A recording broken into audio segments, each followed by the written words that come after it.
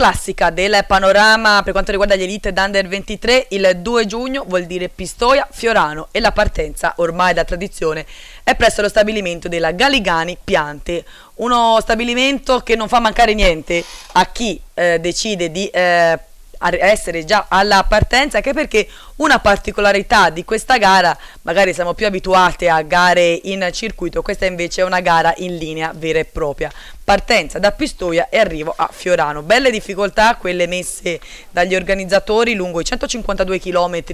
del percorso, e appunto lo stabilimento della Galigani Piante che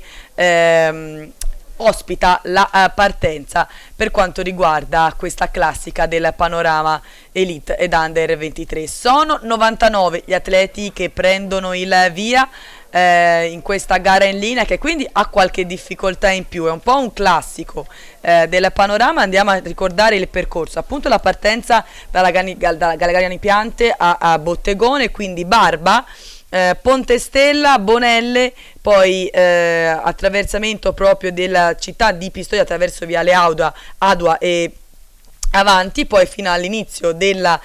salita, quindi le svolte, si entra in provincia di Bologna attraverso Porretta Terme e quindi poi il Gran Premio della Montagna, il valico della Masera, e quindi l'ingresso nella provincia di Modena fino ad arrivare appunto allo stabilimento delle ceramiche Lea, che prevederà appunto anche un piccolo circuito con gli atleti che passeranno sotto lo striscione di arrivo appunto dopo 152 km la conclusione.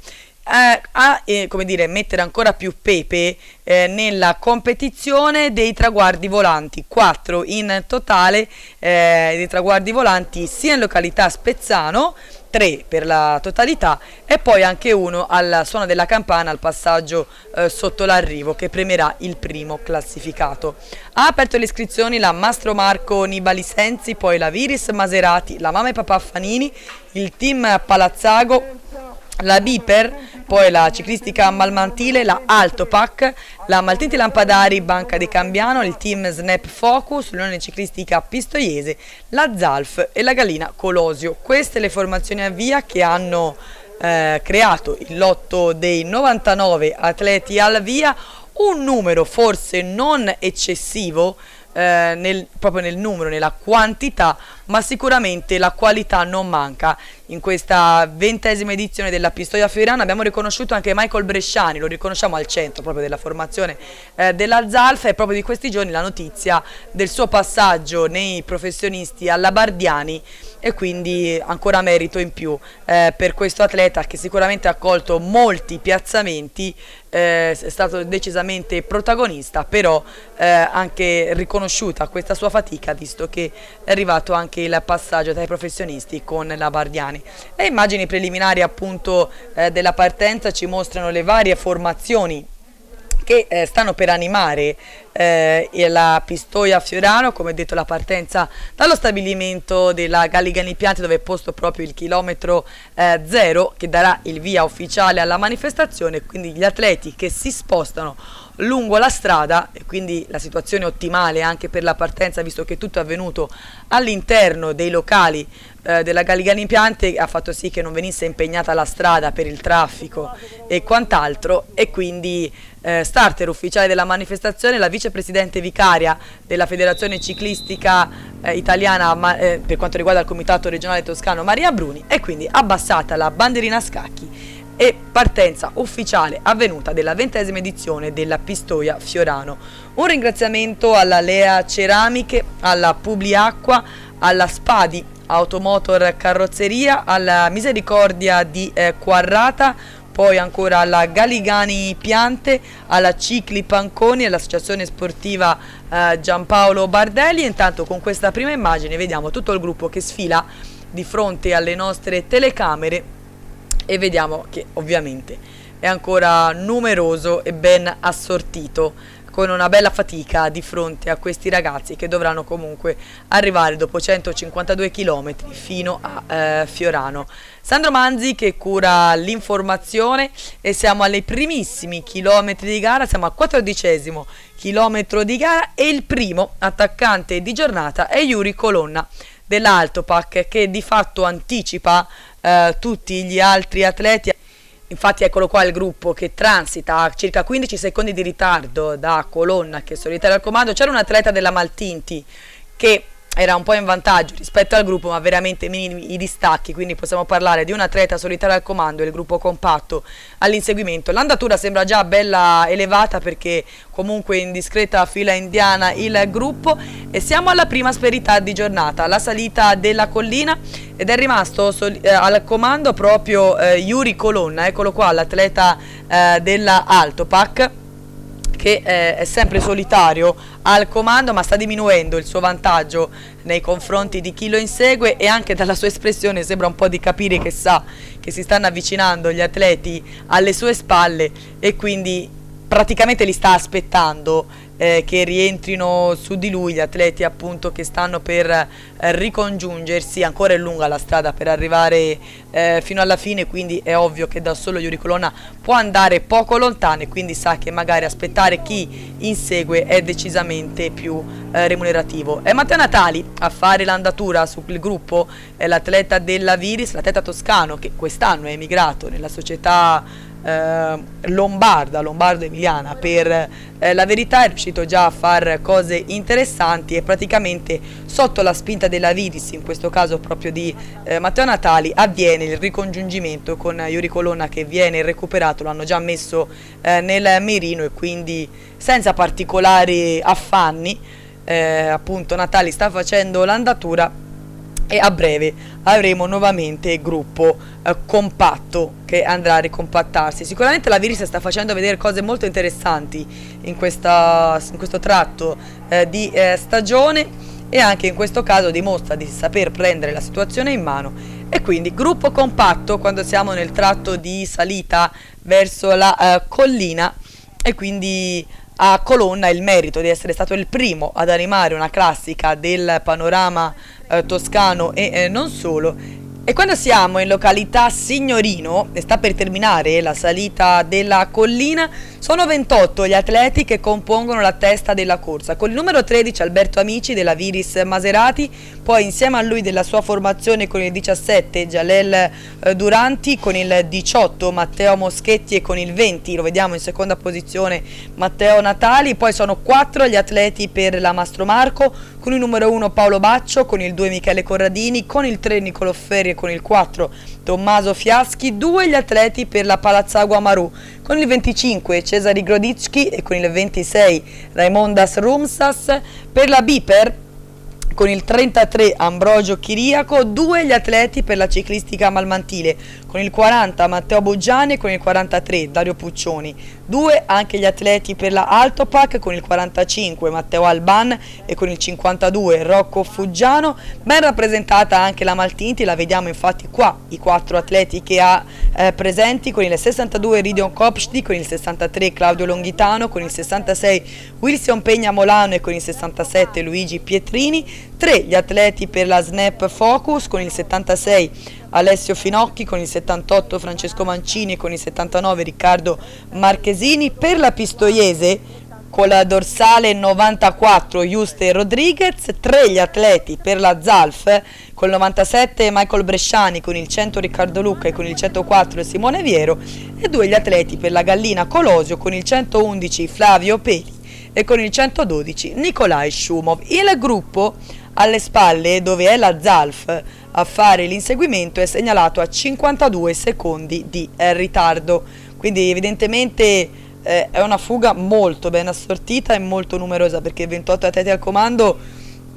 non è sicuramente un numero da trascurare, e praticamente ogni formazione ha almeno un atleta sulla testa, quindi comincia a essere una gara di difficile lettura, perché a meno che qualche formazione non abbia tra gli atleti al comando qualcuno che è destinato a fare la corsa, comincia a essere veramente difficile che si possa andare a recuperare chi si trova al comando, o chi si trova in questo gruppo possa cercare di riportarsi sulla testa. Comunque adesso è la Zalf che sta tenendo piuttosto alto il ritmo, e qui siamo al termine della salita, quindi terminata la prima asperità di giornata e sono gli atleti della Viris che stanno ancora prendendo in mano la situazione. Terminata la salita e noi ne approfittiamo per fare nuovamente il punto della situazione per quanto riguarda il vantaggio degli atleti che sono appena transitati nei confronti del gruppo.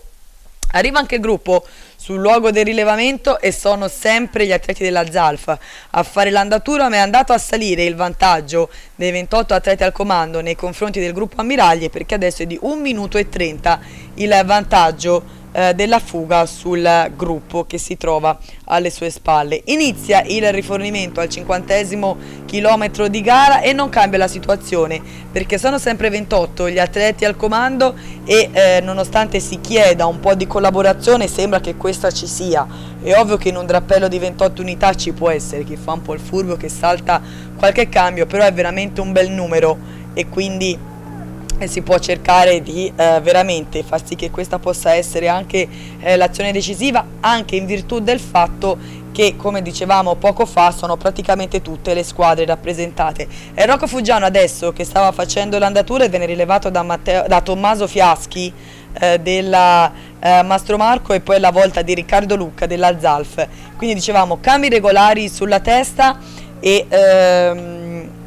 gruppo ben assortito, a tutto vantaggio proprio di questa azione che adesso stiamo seguendo, perché veramente sono tanti coloro che compongono la testa e nonostante ancora ci sia molta strada davanti a loro potrebbe davvero essere l'azione decisiva. Ricordiamo che è la 20ª edizione della Pistoia Fiorano, valevole anche come il 20° trofeo ceramiche artistiche, l'organizzazione del gruppo sportivo Spezzano Castelvetro, e la gara è valevole anche come 8° trofeo Franco Ballerini alla memoria. Ci saranno poi traguardi volanti che vengono assegnati dal 140° chilometro di gara in poi e quindi anche questo servirà per aumentare la competizione sulla testa della corsa. Alle spalle il gruppo ancora perde contatto dai 28 atleti al comando perché adesso è ancora salito il ritardo del gruppo che vediamo inquadrato, 2 minuti e 40 secondi il ritardo dai 28 atleti al comando. Non cambia in questo caso la formazione che sta facendo l'andatura, adesso è Luca Mozzato della Zalf che sta impegnandosi in questo tratto di strada. È sempre la Zalf che sta facendo l'andatura, l'intera formazione della Zalf ha sì 3 atleti sulla testa, Bresciani, Lucca e Viero, però evidentemente nei piani della mattina doveva andare un po' diversamente per loro la corsa e quindi adesso stanno provando, anche se forse non in modo troppo convinto a inseguire, perché comunque nonostante stiano facendo l'andatura, nonostante sembra che si stiano impegnando, va a salire il vantaggio degli atleti al comando nei confronti del gruppo. È ovvio che chi si trova al comando non sta lesinando nelle energie sulla testa, perché sanno che potrebbe essere un tentativo sicuramente importante e quindi sicuramente anche loro si stanno impegnando in modo importante. E qui vediamo tutti i vari mezzi che stanno seguendo la gara per il corretto svolgimento. Ricordiamo anche l'importante apporto della OCIP insieme al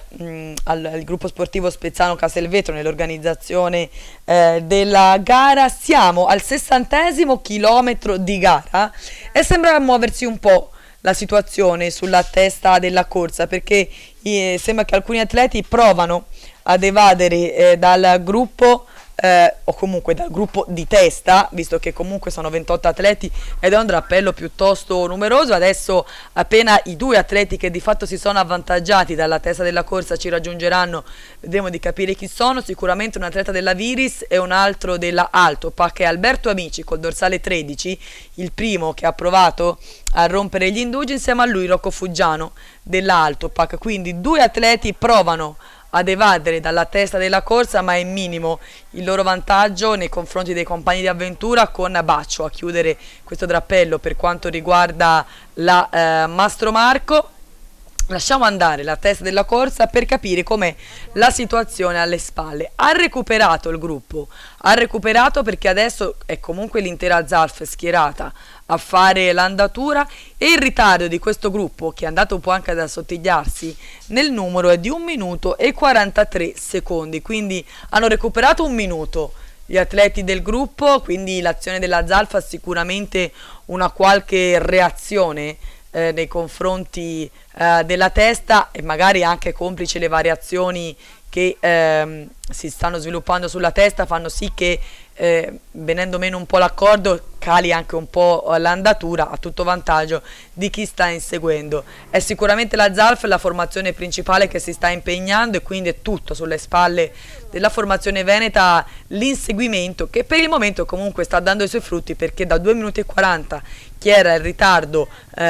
all'ultima immagine, diciamo, adesso è sceso a 1 minuto e 43, quindi non è ancora detto che possa essere l'azione decisiva quella al comando, anche se sicuramente ha un certo peso. Importante l'apporto della Misericordia di Quarrata, che ha fornito l'assistenza medica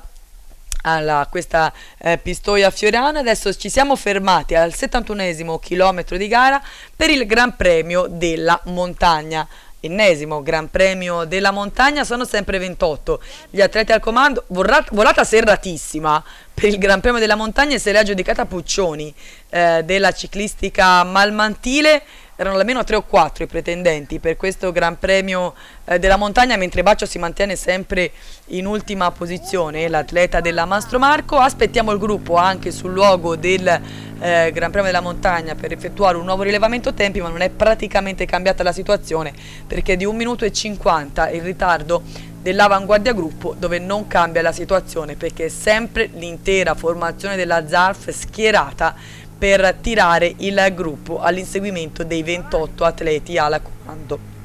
Sono gli atleti della Zalf e subito dietro, eccoli qua, gli atleti della Viris, con anche quelli della Gallina a fare buona guardia. Una rapida occhiata ci permette di vedere che sì, il gruppo è sempre piuttosto numeroso, ma ha sicuramente perso numerose pedine, considerando appunto i 99 atleti alla via. La coppia Rampogni-Gambacciani alla direzione gara, e adesso ci siamo riportati nuovamente sulla testa della corsa, quando ci stiamo avvicinando anche al 100° chilometro di gara. Adesso Fuggiano nel tratto un po' più a favore cerca di fare velocità come può. Non finiremo mai di condannare queste posizioni, soprattutto per l'incolubità dei ragazzi. Noi pensiamo al loro futuro, quindi magari non è questa la posizione migliore, mentre Baccio cerca la posizione più aerodinamica in sicurezza possibile per sviluppare velocità. Continua l'ottimo accordo tra gli atleti al comando, molto attivo davvero Alberto Amici sulla testa. Adesso si posta a fare l'andatura l'atleta della Viris Maserati, riceve buona spinta anche da Paolo Baccio. Andiamo a ricordare chi sono i 28 atleti al comando, partendo appunto dalla formazione della Mastro Marco, che è con Baccio che sta facendo l'andatura. Insieme a lui per la stessa formazione abbiamo Michele Corradini, Niccolò Ferri e Tommaso Fiaschi. Per la Viris Maserati abbiamo visto poco fa Alberto Amici, abbiamo Jalel Duranti, Matteo Moschetti e Matteo Natali. Per la Palazzago sono 2 gli atleti, con Cesare Groditsky col dorsale 25 e Raimondas Rumsas. Per la Biper con il dorsale 33 Ambrogio Chiriaco, 2 gli atleti per la ciclistica malmantile, il vincitore del Gran Premio della Montagna, eccolo qua, Dario Puccioni insieme al suo compagno di squadra Matteo Buggiani, 2 anche gli atleti per la Altopac, Matteo Alban e Rocco Fuggiano, 4 per la Maltinti, Ridion Kopsti, Claudio Longhitano, Wilson Pegna Molano e Luigi Petrini, 3 gli atleti per la Snap Focus, Alessio Finocchi, Francesco Mancini e Riccardo Marchesini, 1 per la Pistoiese, lo vedevamo poco fa che stava ricevendo assistenza dal cambio ruote Justre Rodriguez, 3 per la Zalf, Michael Bresciani, Riccardo Luca e Simone Viero, e 2 per la Galina Colosio, Flavio Peli e Nikolai Shumov. Siamo tornati sul gruppo per vedere se è cambiata la situazione, per capire se qualcosa stanno recuperando. 1 minuto e 37 secondi, quindi praticamente invariata la situazione. Ed ancora una volta Luca Mozzato, il giovane Mozzato, che sta facendo l'andatura sulla testa della corsa, e quindi non cambia la situazione. Evidentemente, facendo un ragionamento piuttosto semplice, davanti e dietro stanno andando alla stessa velocità, perché non cambia il distacco e quindi probabilmente stanno andando alla stessa velocità. Siamo tornati sulla testa della corsa e cominciano nuovamente a muoversi le acque tra gli atleti al comando, con Jalel Duranti adesso della Viris Maserati che si sta facendo promotore di questa azione, con altri atleti che gli danno manforte come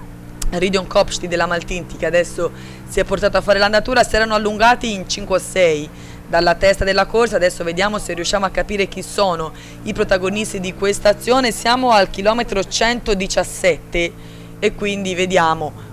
ma è di fatto tutta la fuga che si sta riportando sulla testa. Probabilmente adesso cominceranno anche più ragionamenti tra quelle squadre che possono contare su una superiorità numerica, proveranno a cercare di scremare questo gruppo che è piuttosto numeroso. Coloro che magari sanno di potersi giocare le loro capacità in volata cercheranno di mantenersi con il gruppo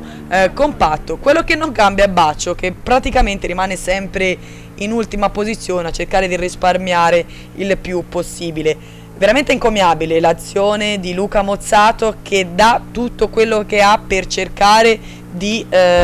recuperare nei confronti della testa, e dà frutti l'azione della Zalf, di Mozzato in questo caso, perché ha decisamente recuperato il gruppo dai 28 atleti al comando, perché adesso è a soli 30 secondi i 28 atleti dagli atleti che vediamo inquadrati. Non cambiano le posizioni, sempre Zalf e sempre Viris, le due formazioni schierate a cercare di fare l'inseguimento, ma è la formazione di Castelfranco Veneto che si sta sicuramente impegnando per ricucire e sta comunque dando sicuramente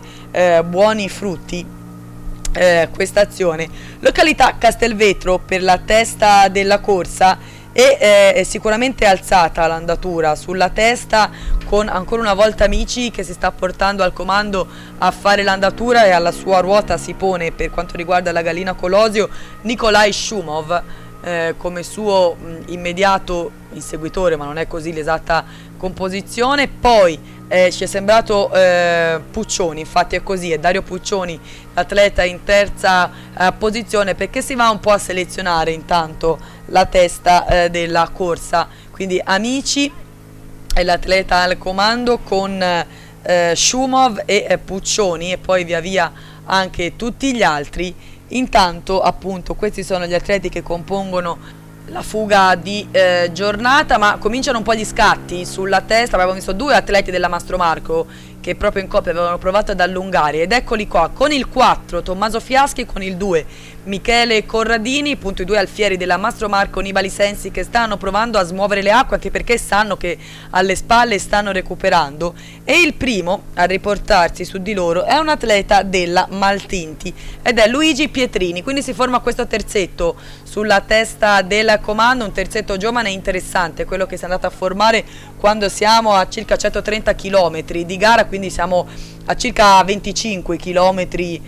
dalla conclusione. Corradini però sembra accusare e sembra non riuscire a tenere il passo di chi si trova al comando, ma sono veramente minimi distacchi, quindi si decide di soprassedere sul proprio tentativo, aspettare il rientro di chi sta arrivando, ed è ancora una volta Alberto Amici con Pietrini che è rimasto al comando, l'atleta della Maltinti, ma comunque rimane veramente minimo il suo margine sugli immediati inseguitori, e quindi adesso comincia una fase, come dicevamo anche poco fa, un po' di difficile interpretazione. Alcuni atleti che facevano parte della testa hanno perso contatto, si sono un po' assottigliati coloro che componevano la testa della corsa. Infatti eccolo qua adesso Corradini, che aveva provato ad evadere dal gruppo, si sta comunque riportando, probabilmente controllava la situazione alle spalle e per questo si era allungato. Appunto si è un po' selezionata la corsa, infatti questo col dorsale 65 Ennesi, che faceva parte del gruppo e quindi probabilmente è evaso dal gruppo alla caccia della testa, come Cima e Donesana. Cima, lo ricordiamo, lo scorso anno a vincere fu Damiano Cima, il fratello di Imerio, quello che abbiamo visto inquadrato poco fa. Anzi, ricordiamo quello che è l'albo d'oro almeno recente della Pistoia Ferrana. Appunto lo scorso anno ha vinto Damiano Cima, nel 2015 vinse Luca Pacioni, adesso professionista con Landroni, nel 2014 vinse Nicola Rossi, nel 2013 Alberto Bettiol e nel 2011 e nel 2012 la doppietta di Simone Antonini. Maranello, facilmente riconoscibile sia dal cavallino rampante che dall'azienda della Ferrari, che non ha bisogno ovviamente di pubblicità, e siamo al primo dei traguardi volanti messi in palio. Si è formata una coppia al comando col dorsale 26 Raimondas Rumsas e col dorsale 67 Luigi Pietrini, che quindi si sta dimostrando molto attivo, l'atleta della Maltinti in questa fase. Buono l'accordo tra i due atleti al comando. Adesso ci stiamo avvicinando al primo dei traguardi volanti, che poi in realtà sono in rapida successione, almeno i primi tre, quelli in località Spezzano. E si è disputato il primo traguardo volante e si era giudicato, seppur per poco, Pietrini della Maltinti, anche se Rumsas era in rimonta non ce l'ha fatta ad aggiudicarselo, quindi è Pietrini che si è aggiudicato il primo traguardo volante al chilometro 141. Come detto, adesso sono in rapida successione questi traguardi volanti e in un certo senso Rumsas crede di aver vinto il traguardo volante precedente e quindi adesso è un pochino più tranquillo. Infatti sembra parlare adesso con Pietrini e sembra che gli dica: quello di prima l'ho vinto io, questo te lo lascio tranquillamente, e quindi va a vincere questo secondo traguardo volante Pietrini. Povero Rumsas però non sa che quello prima in realtà l'aveva perso, seppur di mezza ruota, e quindi per ora bottino pieno per Pietrini, che proprio in questo istante si è aggiudicato il secondo traguardo volante di giornata, con Rumsas che si mantiene a ruota. A breve avremo il terzo traguardo volante di giornata, perché come abbiamo detto quello in località Spezzano all'interno di un chilometro ci sono tutti i primi tre traguardi volanti. Adesso siamo in vista proprio della terza striscia che ci indicherà proprio il terzo traguardo volante, che se l'ha aggiudicato Pietrini ancora una volta, quindi forse troppo buono Raimondas Rumsas, che credendo di aver vinto il primo traguardo volante aveva concesso il secondo a Pietrini, poi Pietrini ha fatto unplane. Siamo tornati alle spalle dei due atleti al comando, perché questi sono gli immediati inseguitori,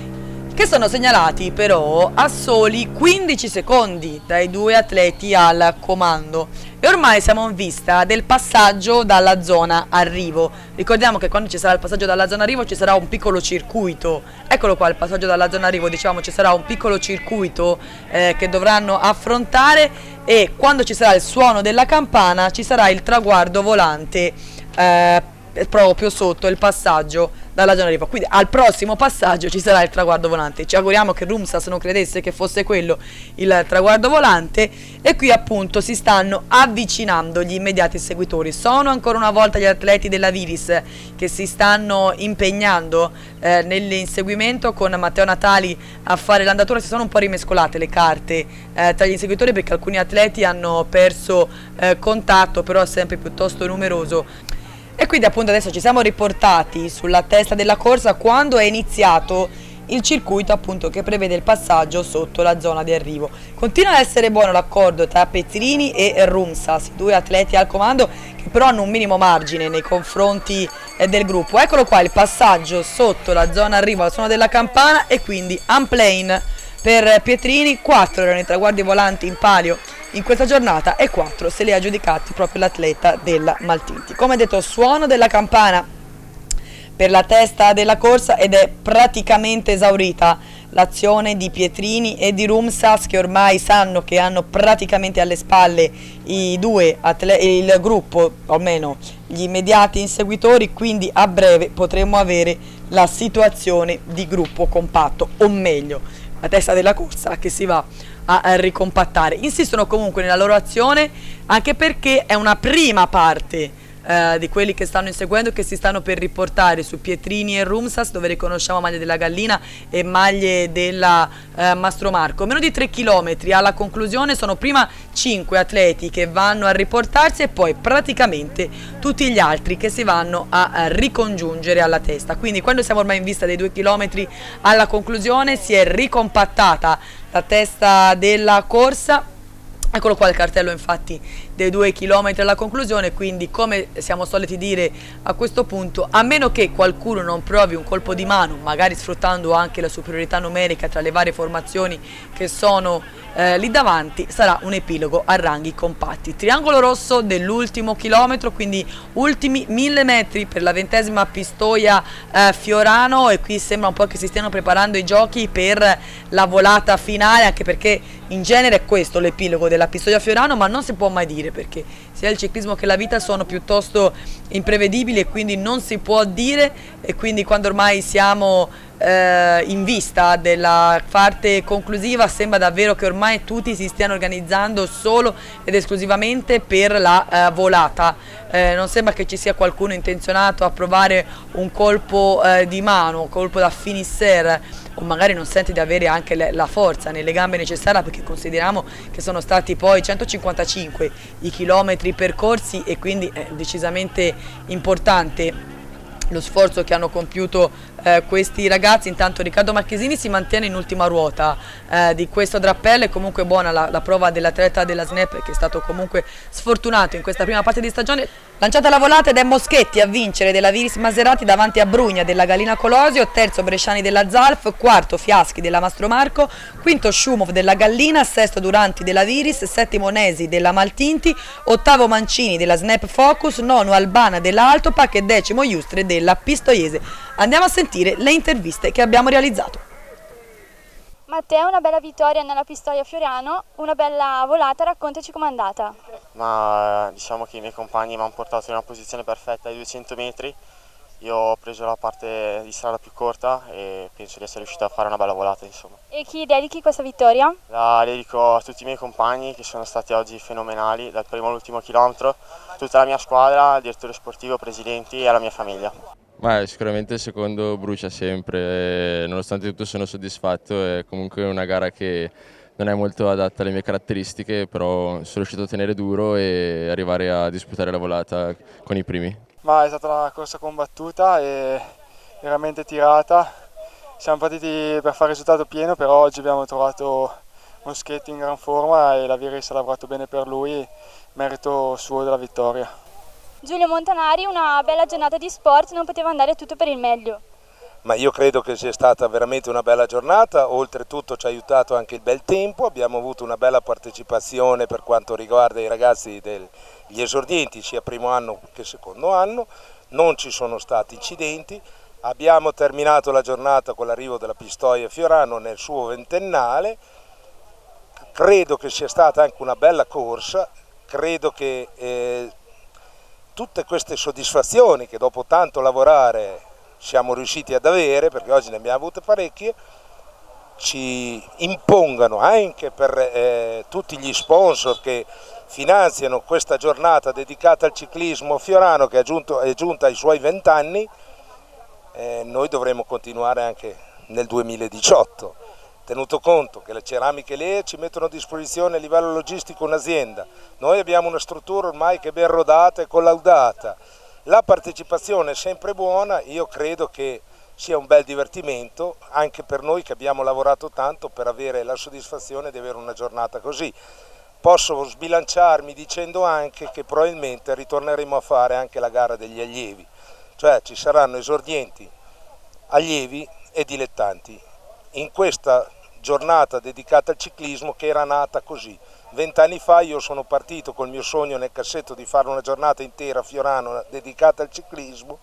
credevo di riuscirci per qualche periodo, in realtà sono 20 anni che ci riusciamo, grazie a tutti i collaboratori, a tutti quelli che finanziano, tutti quelli che sono su quest'arco nuovo che abbiamo rinnovato nel nostro ventennale, l'abbiamo rinnovato questa mattina. Credo sia una bella soddisfazione per noi, per gli atleti e anche per il territorio, soprattutto perché abbiamo fatto conoscere il territorio da Pistoia qua a tanta gente che non lo conosceva.